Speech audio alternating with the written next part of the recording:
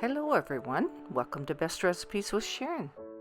So today's recipe is for a healthy version of a muffin called Oatmeal Cranberry Pecan Muffins.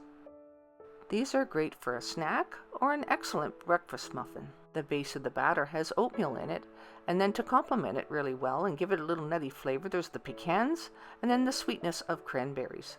Before we get started with this recipe, just so you know, my cookbooks are available on Amazon, and I have provided a quick link in the description below this video. Alright, just like we usually do, let's get right to making the recipe. You don't have to, but I use a silicone muffin tin and lightly grease it. In a large mixing bowl, add 3 tablespoons of softened butter. Next, we'll add 1 large egg.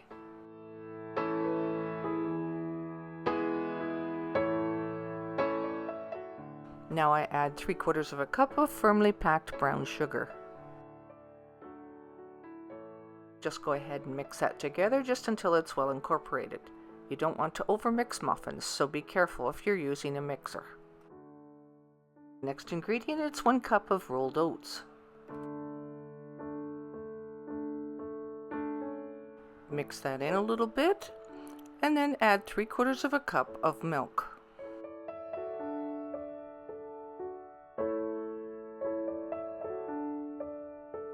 Now for a little rising power, add 1 tablespoon of baking powder. Then add about 3/4 of a teaspoon of salt. How about 1 1/4 cups of all-purpose flour? This completes the basic batter ingredients, so mix this together until it's well incorporated. So don't mix it too much before you remove the attachment, and just mix it by hand. Add 1/2 cup of walnuts or pecans that have been chopped, and about 3/4 of a cup of dried cranberries. And if you enjoy the cranberries in this recipe, then you could add as much as a full cup.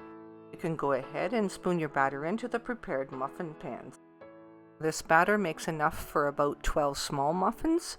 If you wanted your muffins to be larger, you'd probably only get about 10. Okay, so I'm making about 12 small muffins.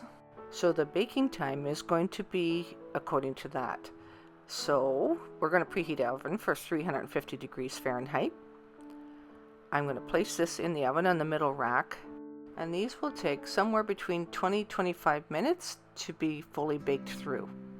Remove them from the oven when a toothpick inserted in the middle comes out clean. So don't overbake them because you don't want to dry them out, but you do want to make sure that they have baked through. And they should look slightly browned on the edges like this as well.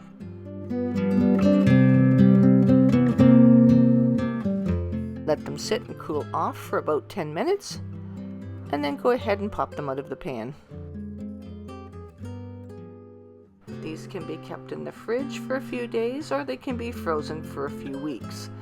I don't let them get that far before they're actually used up most times. However, they really pack well on lunches, so I do freeze them individually, and I take them on my lunch when I head out to work. I prefer them when they're actually cold and cooled off, but some people might like them when they're fresh out of the oven. So that's a personal choice.